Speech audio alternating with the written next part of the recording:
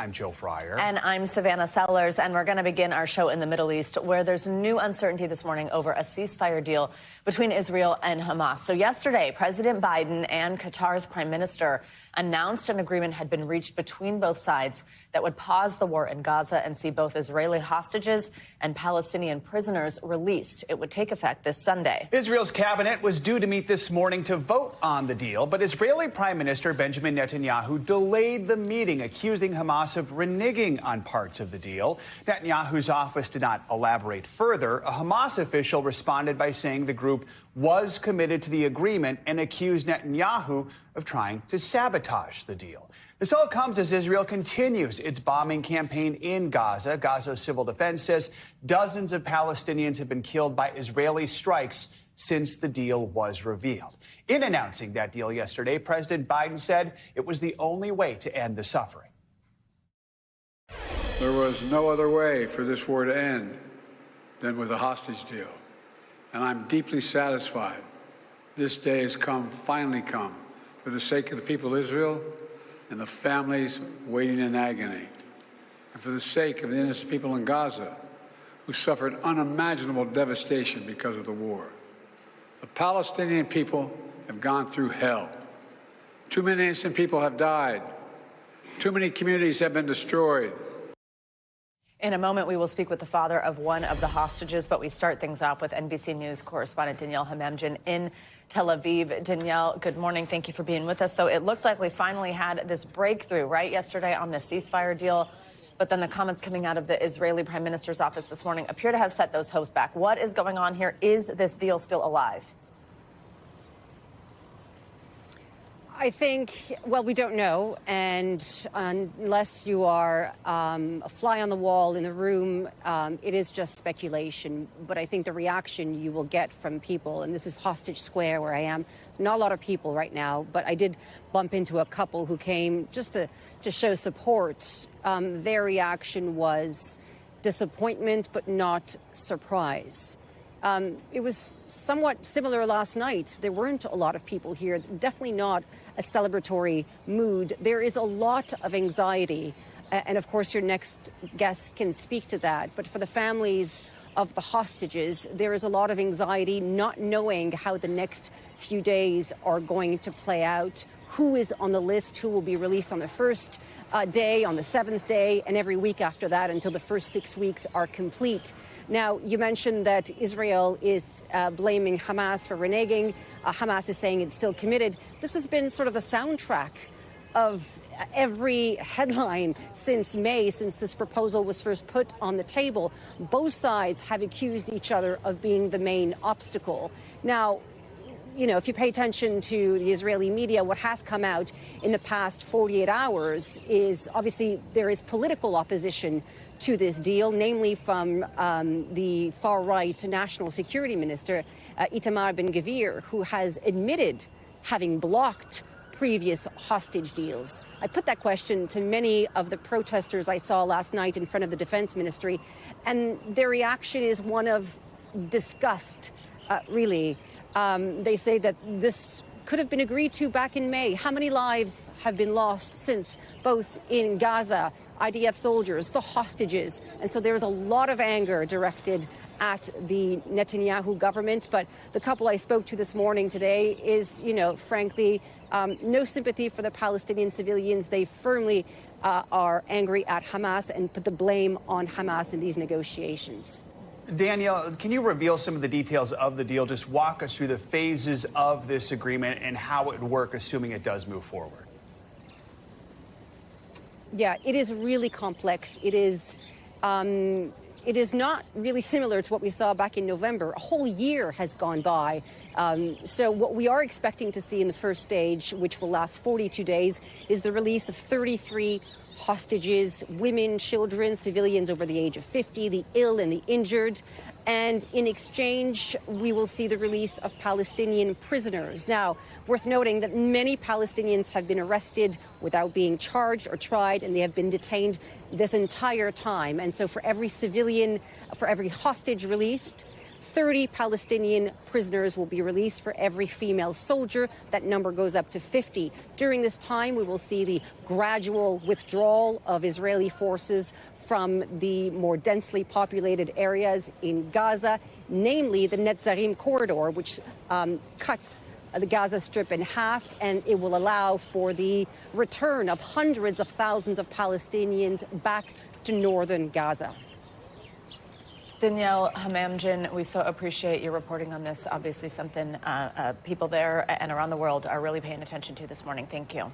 Now, as of last month, 94 hostages are believed to be held in Gaza. 7 Americans were taken hostage by Hamas. Right now, it's presumed 3 of the Americans are still alive. Joining us now, Jonathan Deckel, and his son, Sagi, is one of the hostages we believe still being held in Gaza. Jonathan, we appreciate your time this morning. We realize you have been through so many ups and downs over the last 15 months.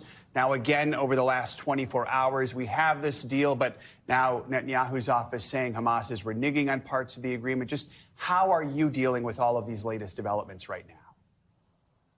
Well, as has been over the course of the last 15 months, just doing the work that needs to get done, and what that would include right now, given the developments over the last few hours, and things that are possibly going to happen in the next hours, days, and weeks, is to implore the Biden and Trump administrations until Monday, and then the Trump administration after inauguration, to continue applying at least as much pressure on all of the sides to complete this agreement. At least as much pressure as they applied to bring them to agree, at least initially, as of last night. We have a situation here where both sides, Hamas especially, but also the Israeli government, not the Israeli people, the Israeli government have always been hesitant about completing negotiations that would bring the hostages home, the 98 hostages that are still there, 7 Americans, and put in place a ceasefire.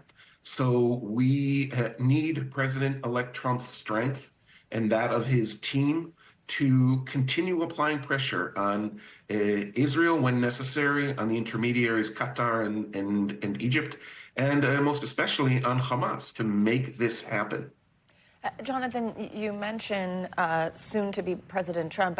Have you heard directly from the incoming Trump administration, anyone on that team, or the Biden administration since this deal was announced? No, we have not. Jonathan, what can you tell us about what you know about your son's location or condition? I understand it's been more than a year since you've had anything resembling confirmation about him, right? That's correct. The last confirmation of life that we had was over a year ago, when the initial hostage agreement was created. About 100 hostages, Israeli hostages, came out of Gaza, women and children. And of those 100, about 40 of them were from our kibbutz, our small farming community on the border with Gaza. And they were able to tell us, some of them were able to tell us that they had seen Sagi alive and wounded in the tunnels under Gaza just before they were released. And now that was a comfort at the time, but since that time, they saw many of the men of Nir Oz at that time, and some of them have since been murdered by Hamas in captivity. So what we knew over a year ago, it's impossible to say to what degree that is going to be accurate today. Absolutely. Bearing that in mind, just the unknowing for a year.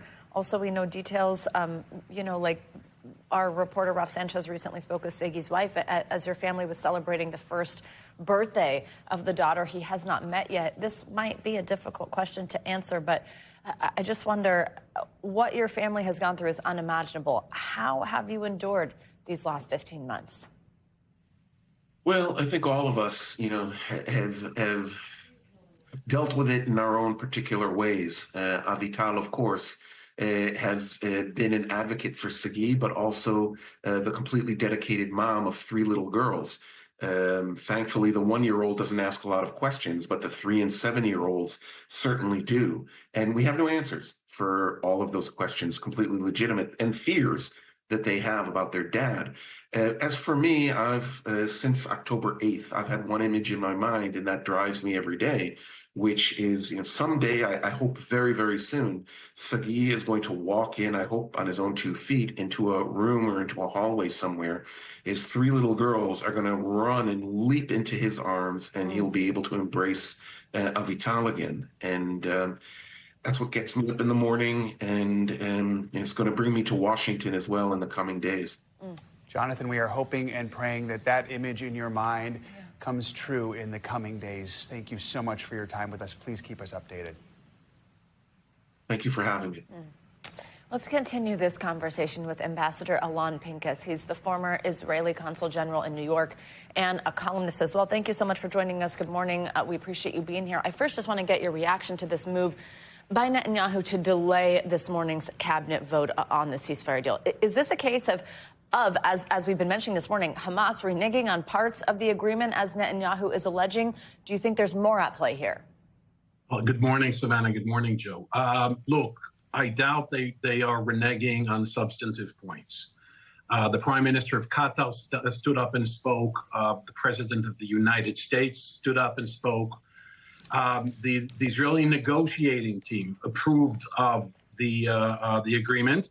And then the president-elect, Donald Trump, issued a statement through his social media platform.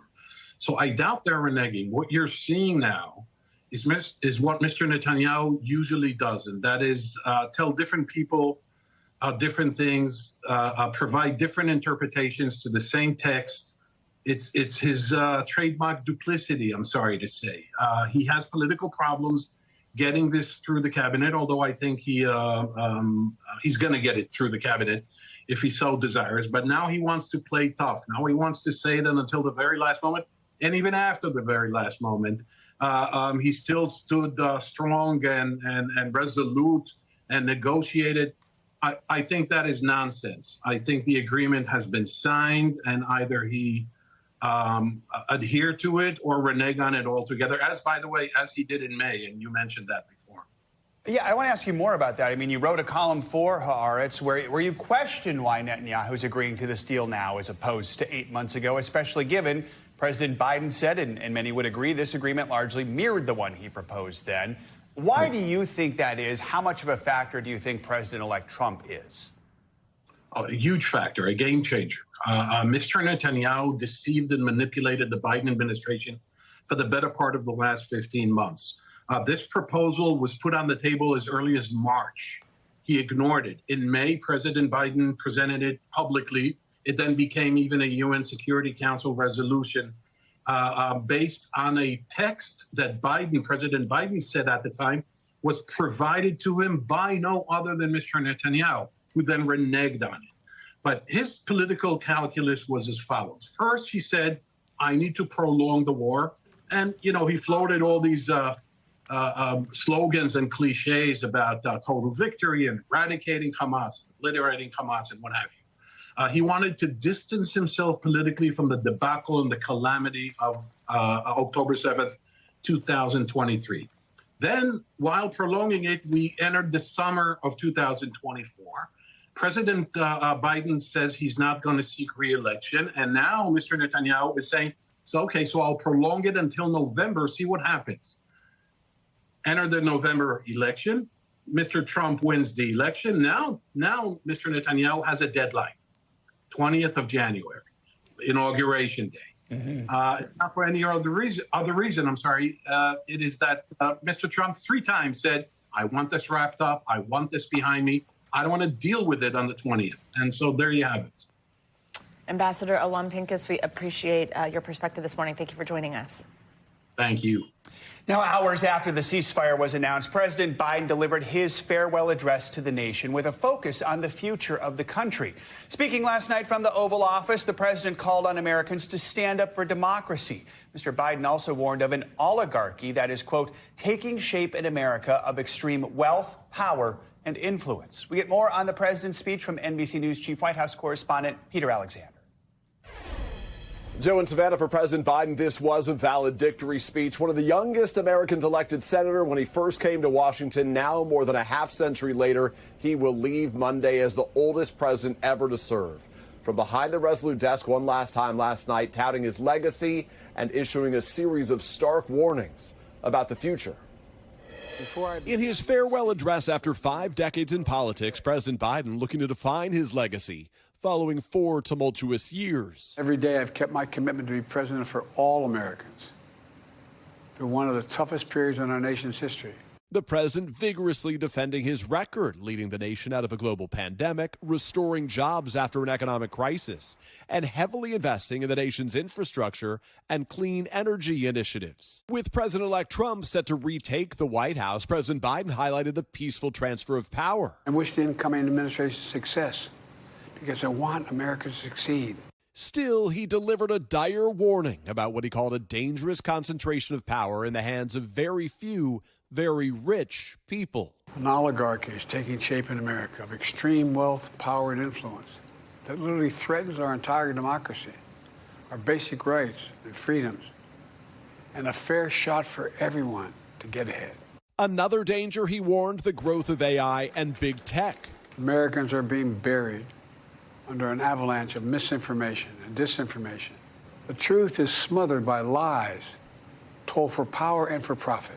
With First Lady Jill Biden, his son Hunter, and Vice President Harris in the room, this word of thanks. She and Doug have become like family, and to me, family's everything. After a lifetime in public service, the president calling on Americans to defend our democracy. A nation where the strength of our institutions and the character of our people matter and must endure. Now it's your turn to stand guard.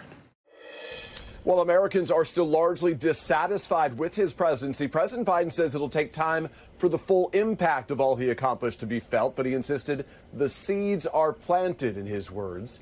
His address, part of a series of goodbyes, a commander-in-chief farewell ceremony today. Also, we'll hear from Vice President Harris today at a brief ceremony of her own. Joe and Savannah. All right, Peter, thank you. Well, this morning, firefighters in Southern California are finally getting some relief from the weather. With those red flag warnings that has to do with those winds, they are expiring.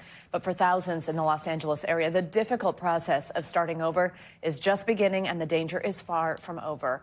For more, we are joined by NBC News correspondent Steve Patterson. He is in the devastated community of Altadena. That's the fire that was burning to the east of Los Angeles. Steve, good morning.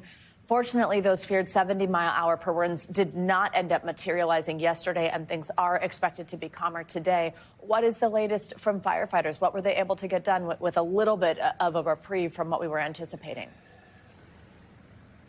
Yeah, finally some good news overnight, right, Savannah? We're finally out of the red flag winds, the particularly dangerous situation that we've been in over the last few days, and then those winds over the last really better part of a week have ended. We never really saw, as you mentioned, the 30 to 50-mile-an-hour winds at lower elevations. We got some bigger wind gusts in the mountains, and it did cause some spot fires, some brush fires, but firefighters jumping on top of those almost as quickly as they sprung up. What does that mean, you ask? It means more of a perimeter on the big fires that we've been monitoring. The Palisades fire was at 19% yesterday, now 21% containment today. This fire, the Eaton fire, 35% containment yesterday, 45% containment today. That's during the wind event. It'll be interesting to see what firefighters can get done now that that event has ended, but we do expect more red flag winds as early as Monday of next week, maybe even Tuesday. Firefighters are used to operating sort of in windows to try to knock out as much as they possibly can. They're going to try to do that before, obviously, early next week.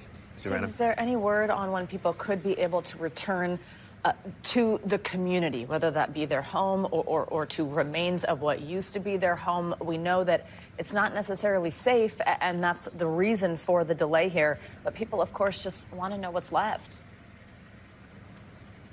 Yeah, major source of frustration, as you can imagine, Savannah. A lot of people have been turned away, have been trying to sit in lines to get back into these massive, massive evacuation zones. The problem is, obviously, there's still an active firefight right now. There's still smoldering and hot spots. You may have seen the structure behind me. We've seen smoldering just here, but besides that, power lines, hazardous materials, the health department, the EPA are going to want to do a sweep in areas like this to make sure people aren't breathing in the wrong thing. So the estimate right now on the hardest hit areas, it's going to be at least weeks before people can even see the ruins of their homes. Obviously, terrible news for people that just want to find out what's going on, but unfortunately, it's the reality on the ground. Steve, another tough reality. Several schools were destroyed. Now across LA Unified, schools have been back in session, but some districts now are having to scramble to absorb 7,000 displaced students. The school that they once went to no longer stands. How's that going? It's tough, as you can imagine. I mean, first of all, a lot of these kids were involved in COVID-era policies when they had to, do remote learning. So it's just a difficult situation. It brings back past trauma for the kids themselves. Thankfully, the governor has instituted emergency powers, which relaxes some sort of stipulations, particularly on the school districts. They don't have to worry necessarily about meeting enrollment numbers. It makes it easier so kids can transfer schools even out of district, which is not something that a lot of kids can usually do. There's also more opportunities for in-person learning, for remote learning. It's just a difficult situation that a lot of people sort of have to deal with. The schools themselves are beefing up resources thanks to federal and state aid, but it's just, obviously, there is no perfect solution to that. It's something that is just managed as we go. Savannah? Steve, quickly, if you could just tell us, because I think this is an important one. We're starting to see more calls for accountability. New lawsuits filed regarding both Eaton and Palisades fires. We know a look for the source of the Palisades fire, as well as questions swirling about response times. Tell us about that. Yeah, quickly, multiple lawsuits now against the SoCal Energy. It's the SoCal Edison, I should say. It's a major energy company here at this fire. A lot of people pointing towards some sparking utility poles. There was some video of a possible start here. The Edison company saying that there were no anomalies before that happened certainly doesn't rule it out. But obviously, the CEO of the company fighting back. Meanwhile, the Palisades fire, they're pointing to a particular, almost like a hiking trail, which was above the scene. Didn't seem to be any sort of utility sparking there, so they're looking at the possibility that it was human-made. Doesn't mean it was arson. Of course, that's on the list of possibilities, but, obviously the investigation here continues, Savannah. Steve, thank you very much. From those fires to the winter blast now hitting the Great Lakes this morning. A lot to cover in your morning news now. Weather. Angie Lassman's here in studio, and she's tracking a new clipper system. Don't know what that means, but she's going to tell us. Angie, good morning. It's cold. Oh, lucky for you guys. I'm here. Your science lesson begins now. That clipper system is just basically a fast-moving system that works out of Canada and works across most of the times parts of the northern tier of the country, and that is exactly what's happening this morning. Now you know. We've got the winter alerts up for a good chunk of the country, specifically downwind of the lakes. That's where we're continuing to see some of that snow falling. Pittsburgh, Cleveland, you're in the snow at this hour, but most of that's going to start to work its way a little farther east here as the day goes on. So if you live anywhere from, say, Virginia up to Vermont, there could be some snowy conditions for you, maybe some slick spots, some difficulty on the roads just through today. We'll see that system kind of quickly get out of here, and we'll notice some improvements for sure here as we get into the day tomorrow. In the meantime, before that happens, we have the chance to pick up anywhere from a half a foot to maybe 8 inches in some of those higher elevations of the Appalachians. I think downwind of the lake, Cleveland, Erie, you could see maybe an inch, maybe 2 inches in some of those higher amounts closer to that region. Pittsburgh, you'll pick up probably an inch by the time we get through today as well. And now we get to the kind of roller coaster ride that we're going to see when it comes to temperatures over the extended period. This isn't just a couple of days kind of situation. Right now, we're dealing with mild conditions actually across the middle of the country. So we've got 35 in Chicago. That's not bad for this time of year. 60s in Denver. That's way warm for what we normally see. Even Dallas running above normal for this time of year. You get another kind of round of that for tomorrow. Mild air kind of settles in across, again, the middle of the country and extends out towards the Midwest. But notice what happens as we get into the weekend and beyond. 10 degrees for Saturday in Minneapolis, -4 by Monday. That is, in fact, a high temperature. It is going to feel a whole lot chillier than that. Teens across the Great Lakes. We've got 10 degrees for Champaign, Illinois. We've got 30s in Knoxville and ending up into the 20s by Monday. When we look at next week, this continues. I mean, single digits for Chicago through the beginning of the week. We get back to the 20s. I guess that's an improvement by Wednesday. But guys, you can see that chilly air is as far south as Florida. We'll see feels like temperatures in places like Savannah Monday, Tuesday, and Wednesday into the 20s. Single digit feels like for Charlotte on Tuesday and Wednesday. Check out New York. Do not forget your extra layers on Tuesday and Wednesday. We are talking -2, -1 for what it'll feel like. In Chicago, Buckle up. Minus 17 on Monday and Tuesday. Denver, even worse than that. It'll feel like 25 degrees Oh, my below. goodness. So for anybody that's been, wishing for winter, here you go. Here it is. Oh my Winter God. is upon I've been us. wishing for snow. Don't look at me like that. This system just doesn't have any with it. I'm so sorry. I've been wishing for negative 25. Thanks, Angie. You got it. Thanks for watching. Stay updated about breaking news and top stories on the NBC News app or follow us on social media.